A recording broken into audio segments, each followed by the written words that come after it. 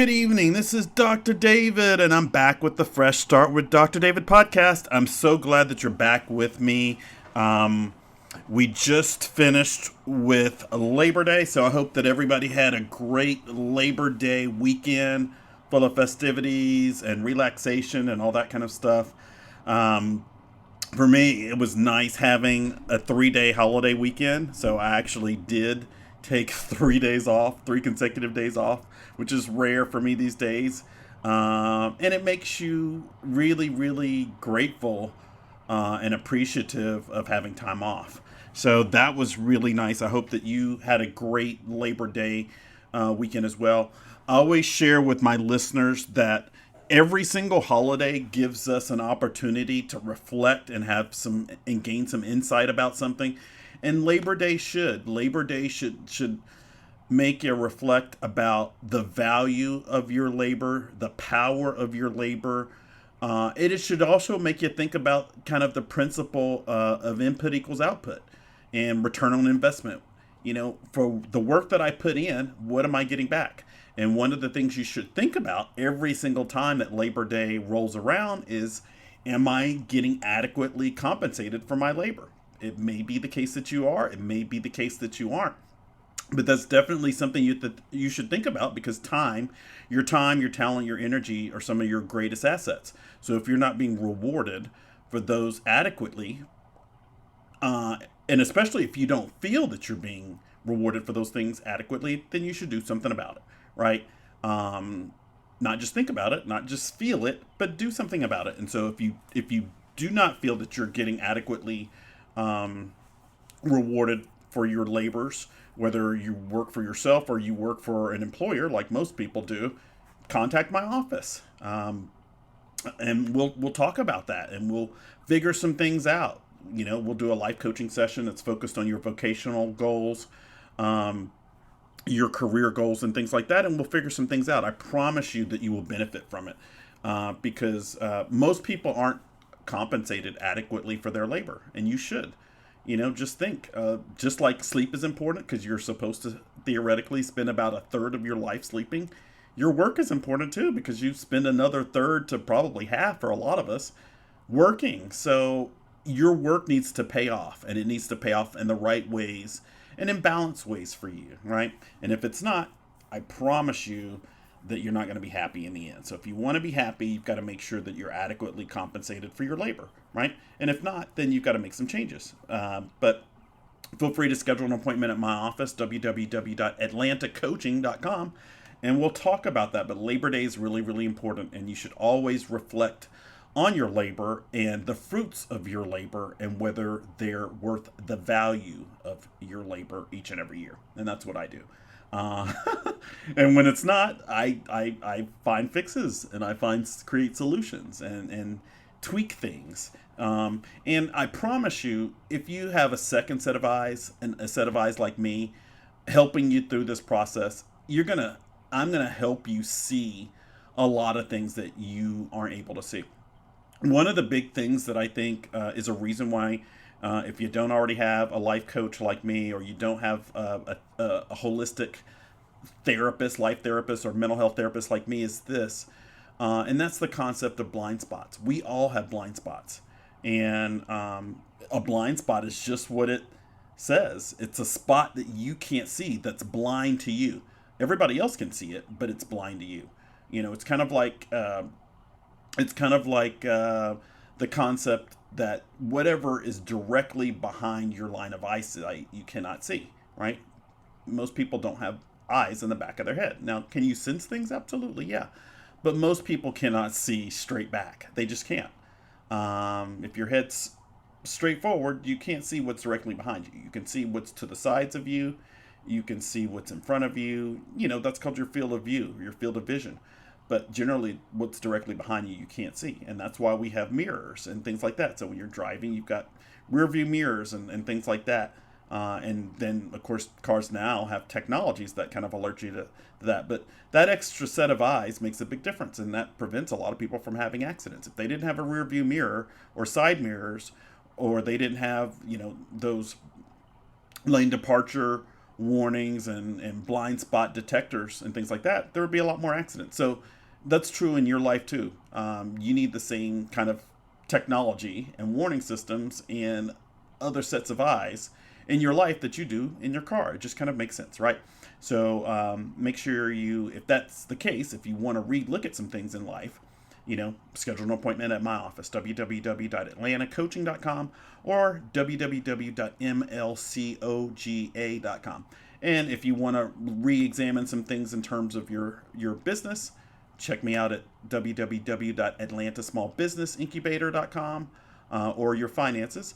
And then if it's related to your diet, your nutrition, your health, wellness, things like that, then check me out at www.atlantahealthandwellness.com. So anyway, welcome back to the Fresh Start with Dr. David podcast. I'm going to try to be really concise during this episode. One of my goals for this year is to have episodes to be a little bit shorter. I try to step away from episodes that last an hour and 10 minutes. Sometimes I get overly enthused and invigorated about an issue, and I go on a little bit longer. But I'm going to try to be a little bit more concise and exhibit a little bit better impulse control when it comes to like episodes and things like that. So I'm going to try to keep these episodes down to around 40 minutes. So that's the goal. Plus or minus 5 or 10 minutes, but that's the goal for this season. So I'm trying to avoid any episodes that are like an hour and 15 minutes. And if need be, like I've done in the past, I'll just do a 2 or 3 part series. So anyway, welcome back. I've got some announcements, some really, really good things that I'm excited about for this season. I'm going to have a lot of new guests.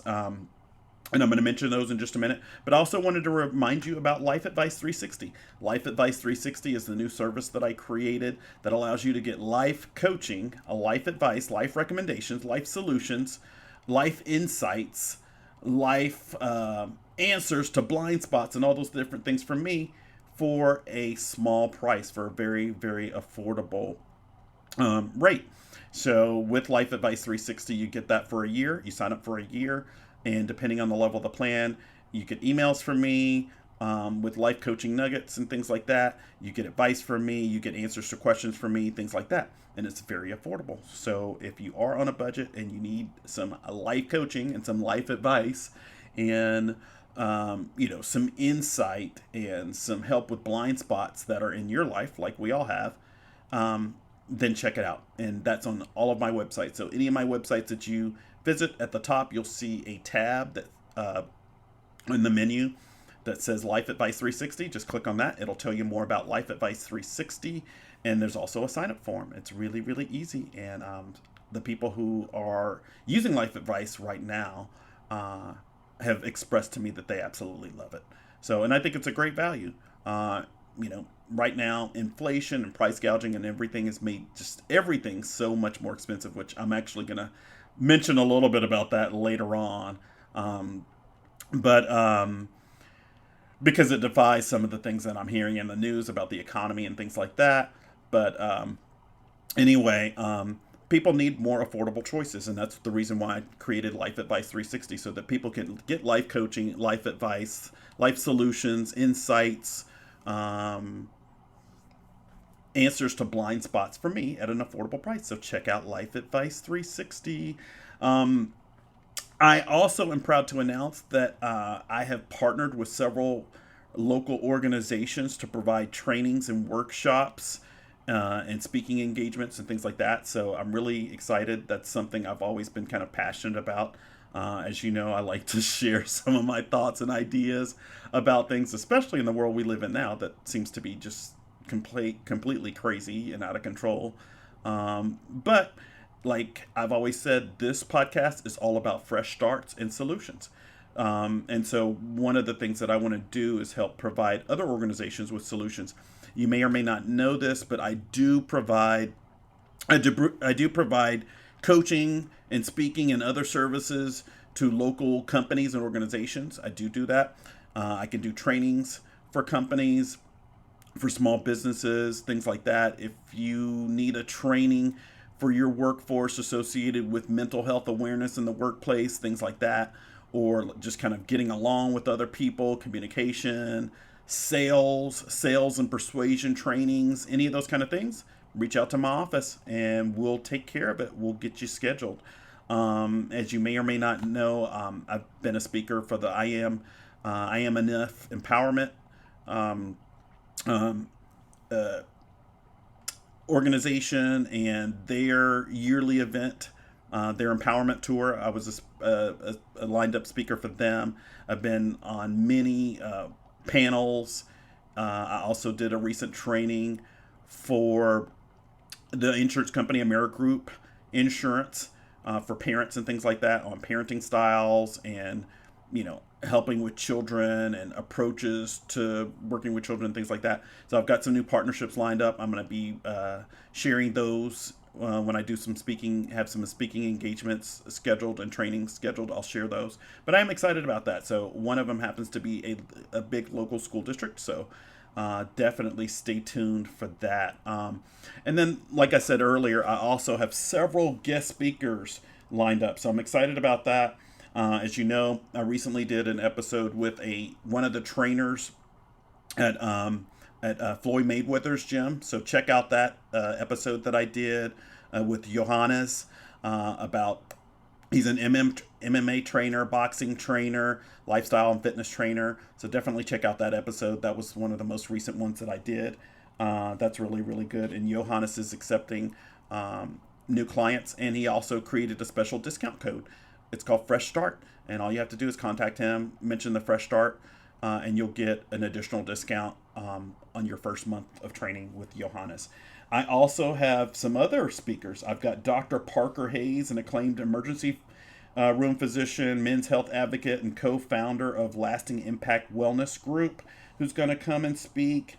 And he's got a large audience in his own podcast. He also has other things that he's done. So anyway, his podcast is called Lasting Impact Wellness. So he's a speaker who's upcoming. I've got another speaker who may be on an episode, Dr. Kate Shanahan, and she has a nutrition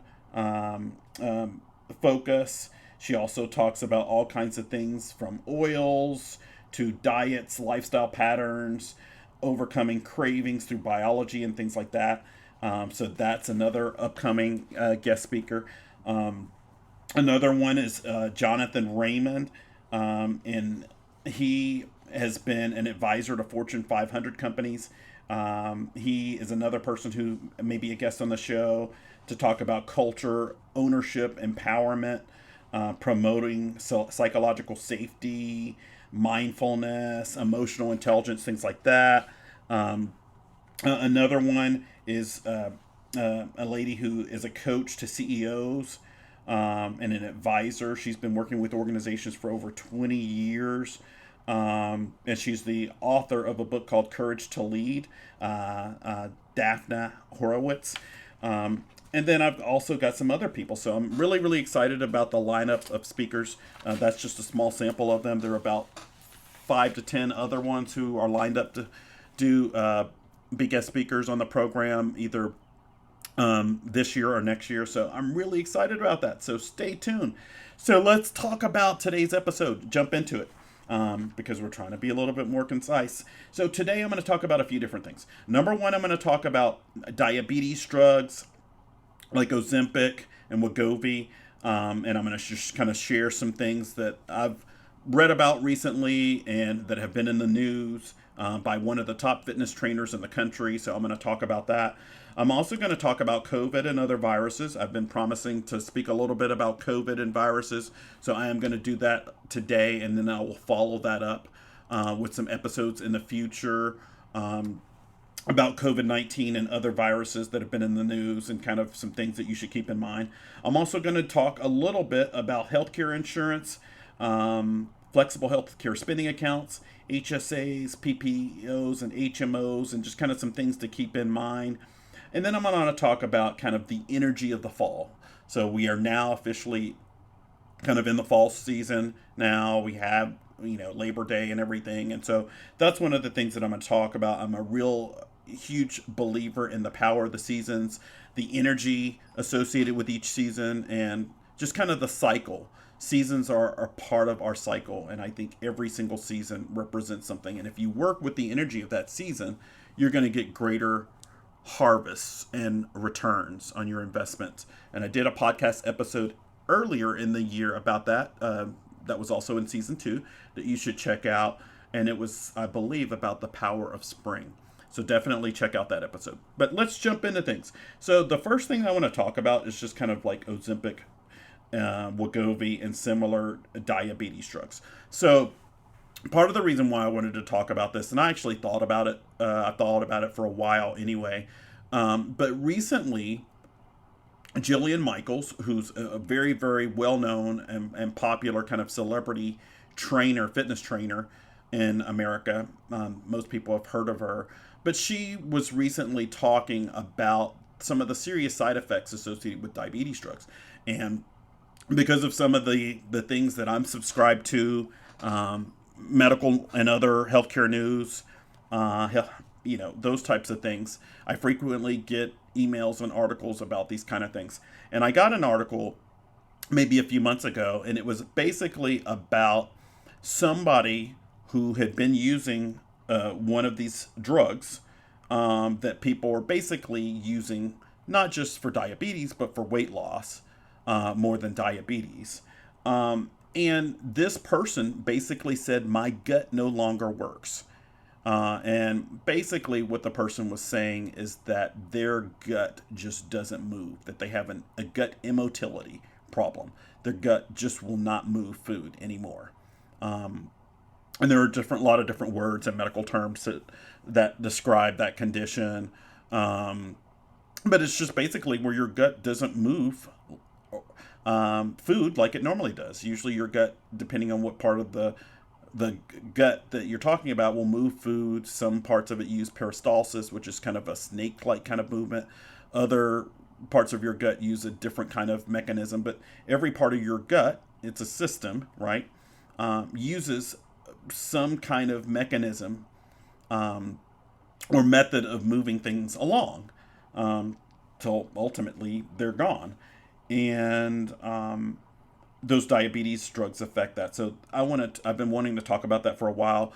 And after I saw the interview that Jillian Michaels did on TV about it, and then I looked at some of the articles that were written about her interview and what she's kind of said, I just wanted to talk about it. So it's been something I've been wanting to talk about it anyway. But let me just kind of go through some basics. And jump into this topic because it's kind of the biggest thing that I want to cover with this episode. But basically, one of my overriding principles is this. It's called the seesaw principle. I also call it the equalizer principle.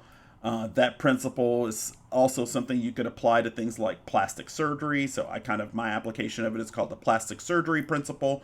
I also call it the principle of proportionality, or the proportionality principle. And it basically goes like this. If you use a blunt tool, the more blunt of a tool that you use to solve a problem, the more likelihood it is to have effects that you hadn't counted on, right?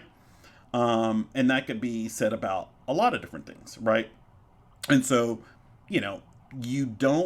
if you want to make a tiny, tiny adjustment to something, to a system, a person, to a health condition, things like that, the more blunt the tool and the bigger and harder that blunt tool is, the worse chance you have of causing things that you didn't intend, right?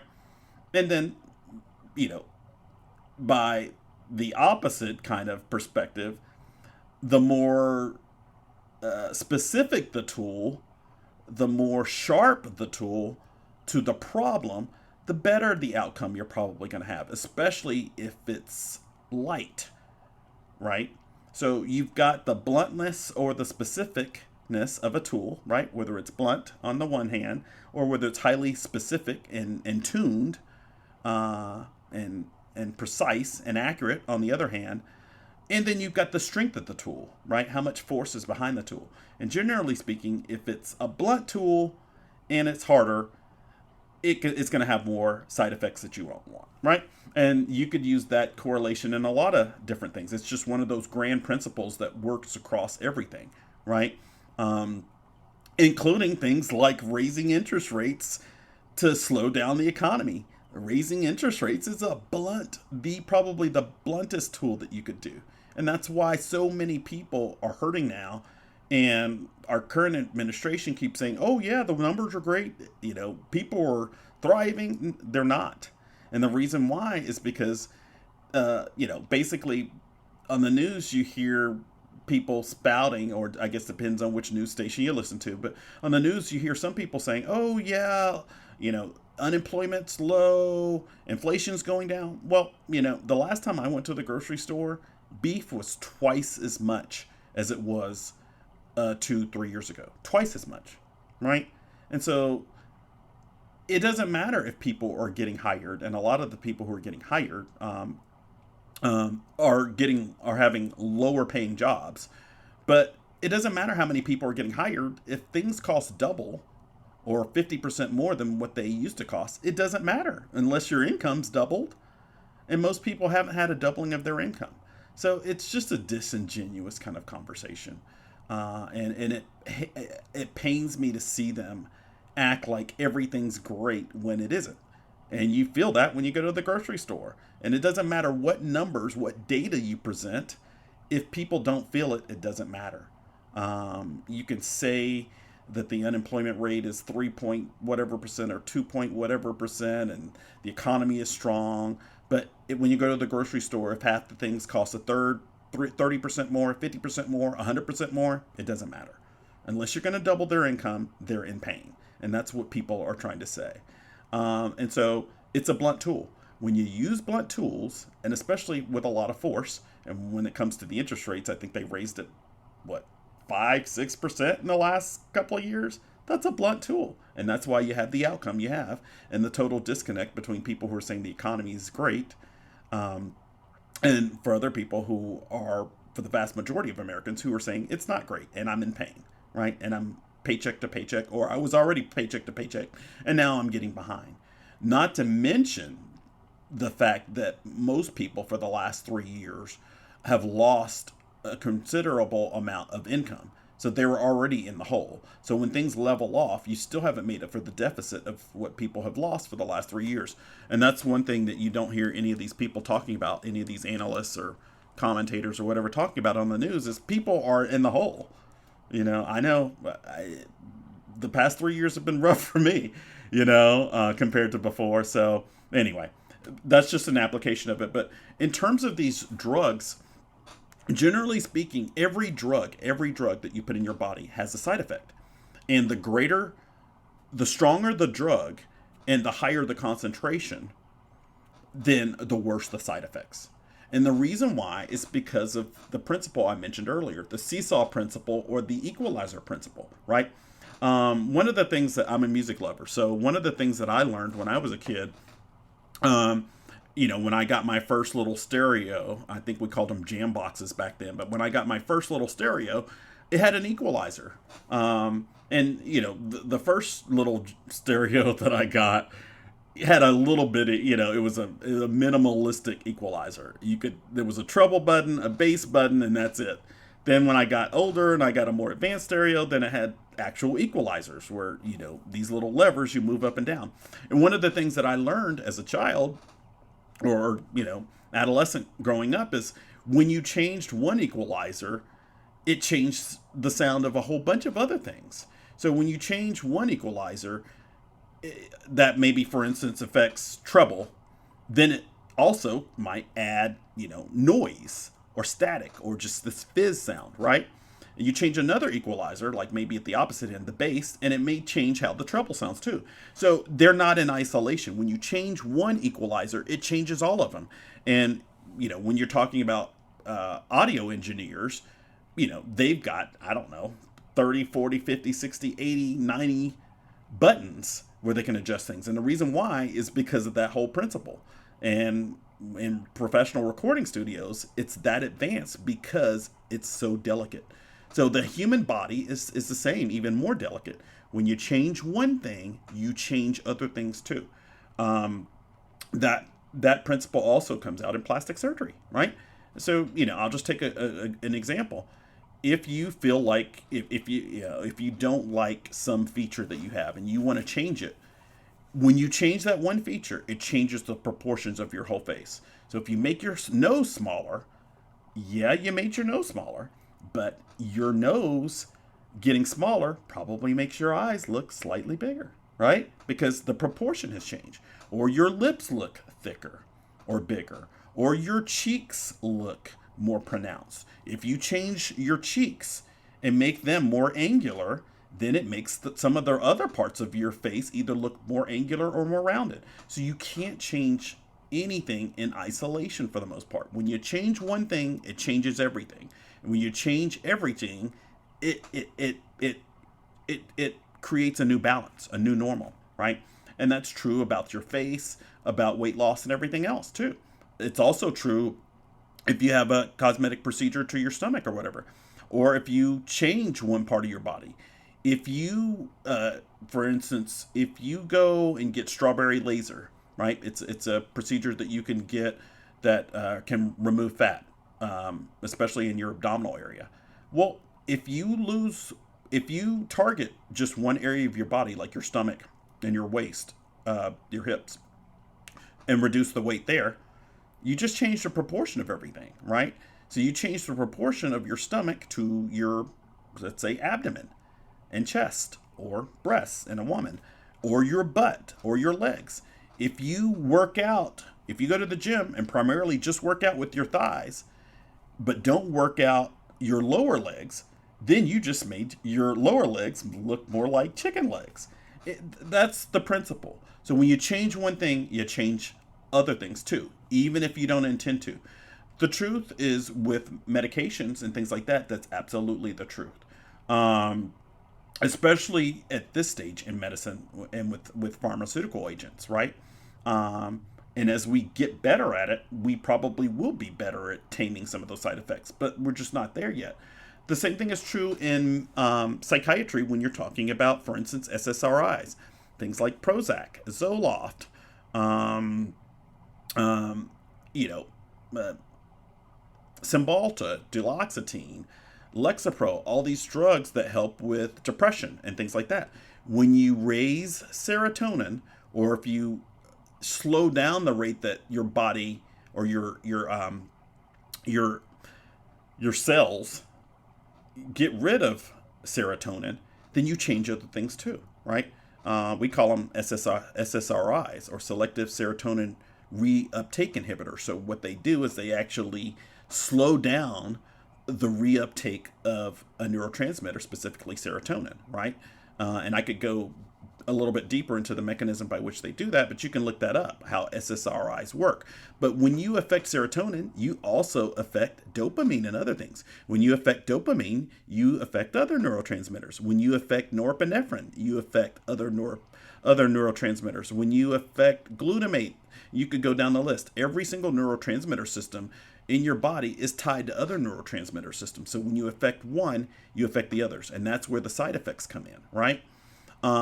That's definitely true of drugs that are used for diabetes. So, for instance, with Ozempic, right, which is also known as semaglutide, it's a GLP-1 receptor agonist. What that means is that it mimics the actions of a metabolic hormone that's called glucagon-like peptide 1. It's a GLP-1 receptor agonist, right? And what that does is stimulate insulin secretion, right? And by doing that, they lower blood sugar levels, because that's how insulin works. Insulin works by taking sugar out of the blood and sending it to other places, right? And then the opposite of that kind of insulin is another hormone in your body called glucagon. And glucagon and insulin, although they aren't exactly opposites of of each other, kind of act like that. But when you affect one, it has a mechanism, and when you do the other one, it also has a mechanism, right? But basically, when you agonize GLP-1, which agonize means help, antagonize means the opposite or detract from, then basically you remove more sugar from the blood and send it other places. Well, how does it work? Well, one of the ways that it does that, or one of the side effects of doing that, is it slows down the rate at which your stomach or your gut empties food out, right? Well, what does that mean? Well, that means you feel fuller for a longer period of time, right? And you have less of a desire to eat.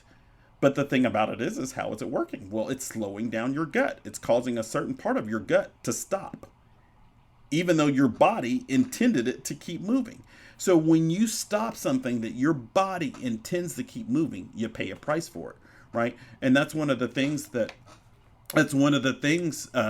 Jillian Michaels brought up, is that, and then also in some of the other stories that I read, is these people, some of whom stopped taking drugs like Ozempic up to a year or a year and a half ago, they still can't move their bowels. They can't move their stomach.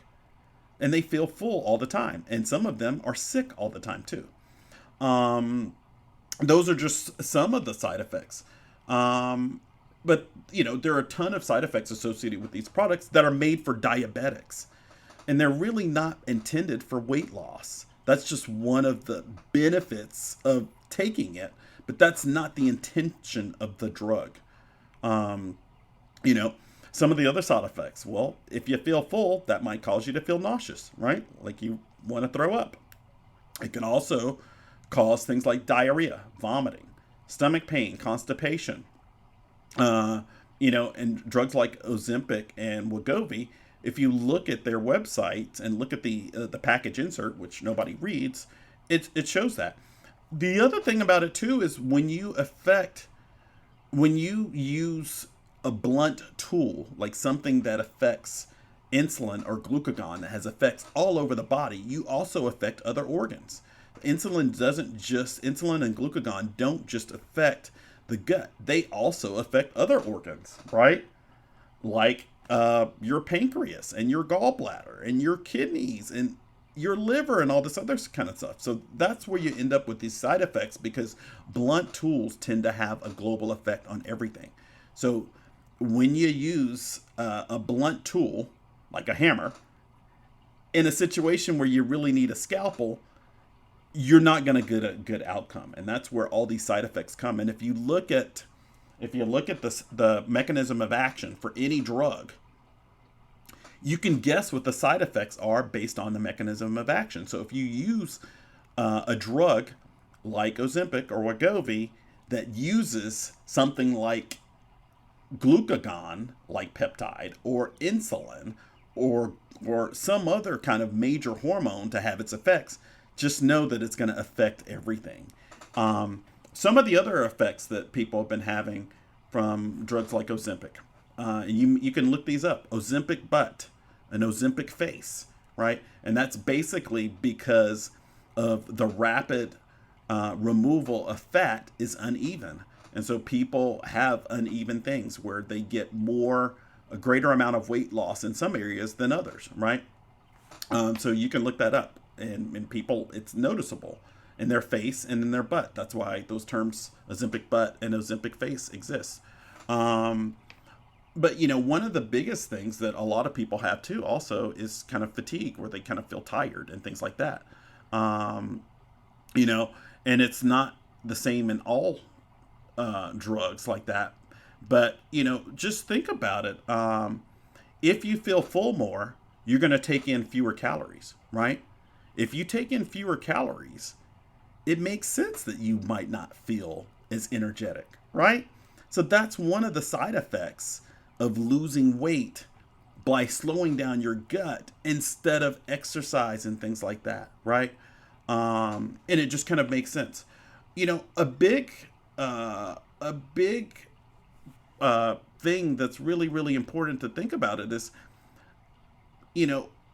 whether you're talking about high blood pressure, or you're talking about blood sugar, there's a reason why you have sugar in your blood, right? You need it.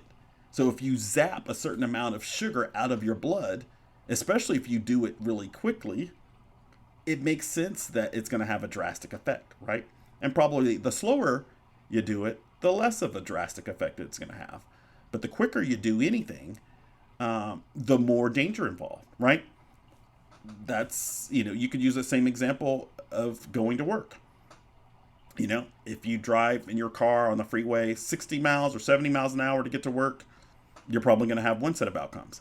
But if you all of a sudden in a couple of days decide to go, I don't know, 200 miles an hour to work, yeah, the outcome's probably not going to be really, really good.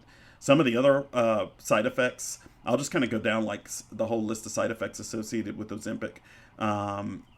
Nausea and vomiting, diarrhea, stomach pain or stomach aches, fatigue, problems with gallbladder and pancreatitis, gallbladder problems like gallstones, fatigue, changes to your face. I mentioned a minute ago, Ozempic face and Ozempic butt.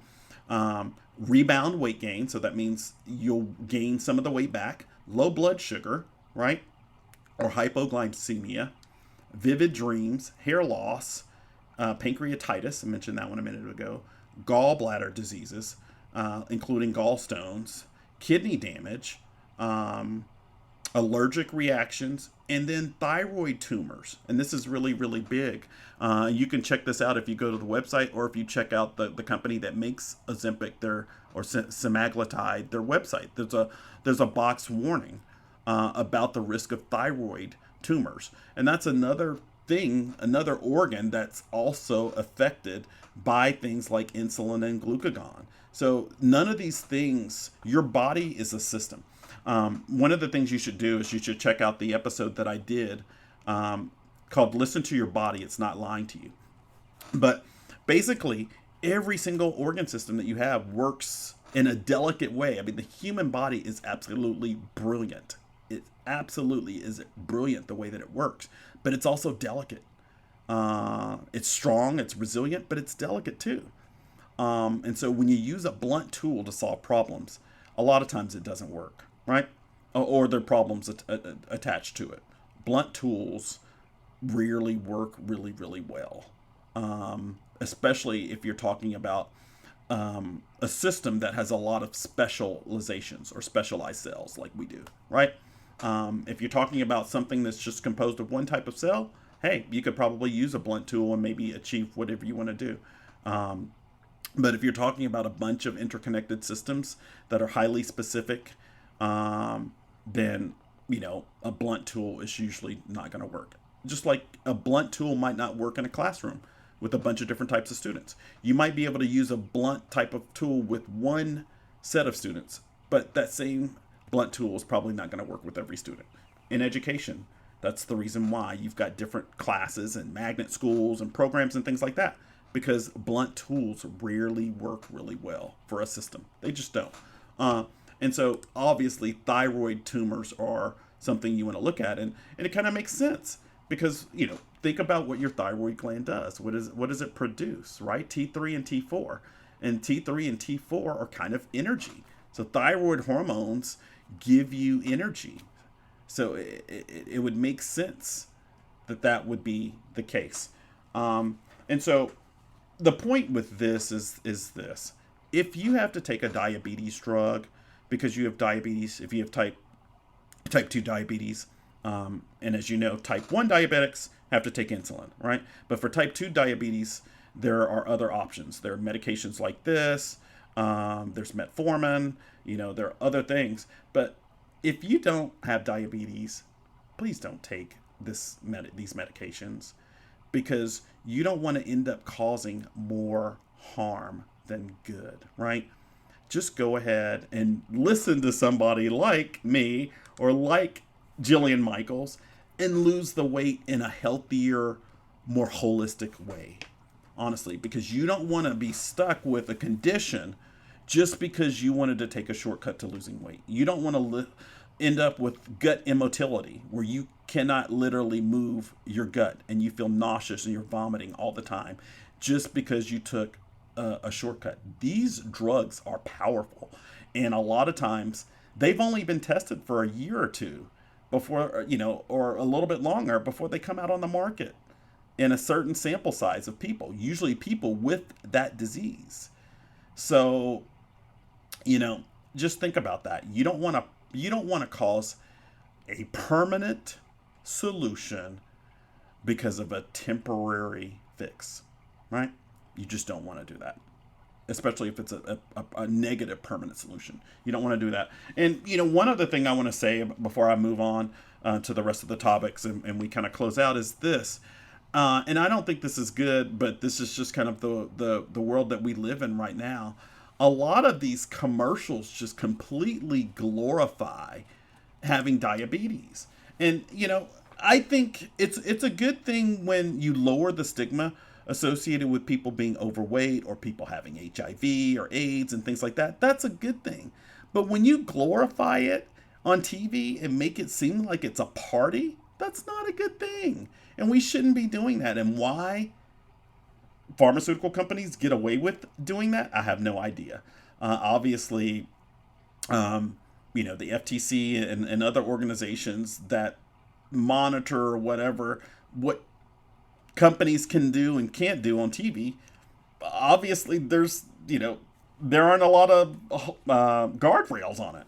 But yeah, every commercial that I see about diabetes drugs is all making it seem like it's a party, like it's no big deal. But go talk to somebody who's a type 2 diabetic and see if they feel like it's no big deal. It is a big deal. Type 1 and type 2 diabetics, it's a big deal.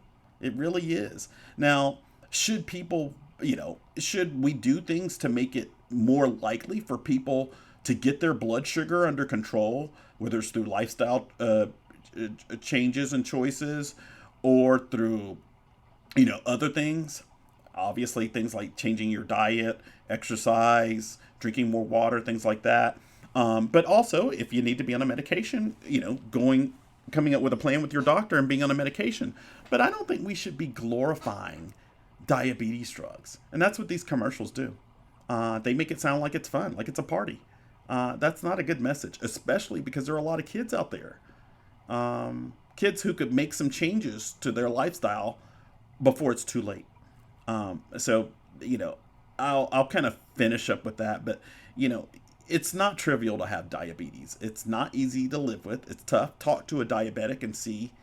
But these commercials on TV glorify having diabetes and diabetes drugs like it's a party. It's not a party. And, just like I talk about in some of the earlier podcast episodes that I did in season 1, and then also that I did in season 2, the one about listen to your body. Honestly, these drugs are powerful, right?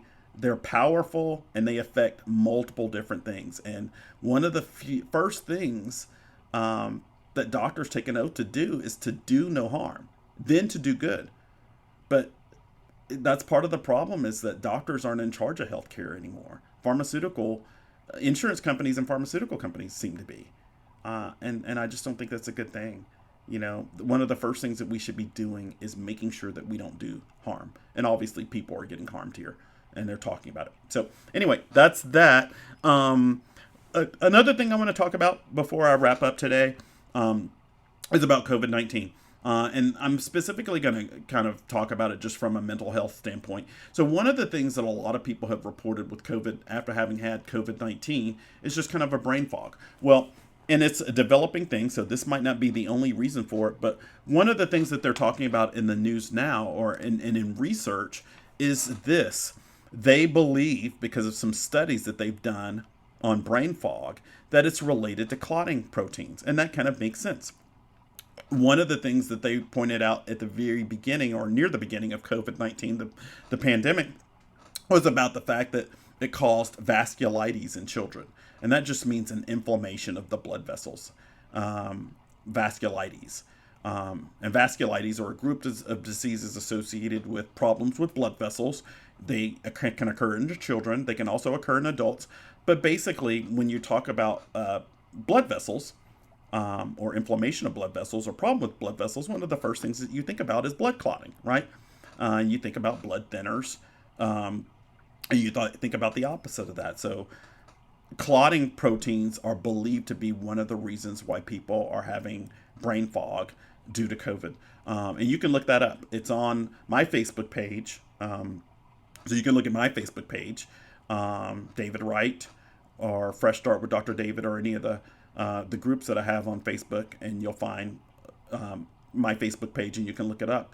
But it makes a lot of sense because, and it's another one of those things that just kind of makes sense, is that if you talk about blood clotting, right, and kind of like the clotting mechanism and the way that your blood vessels work to prevent bleeding, it would make sense that that would have a huge effect in the brain, because what do you have a lot of in the brain? Blood vessels.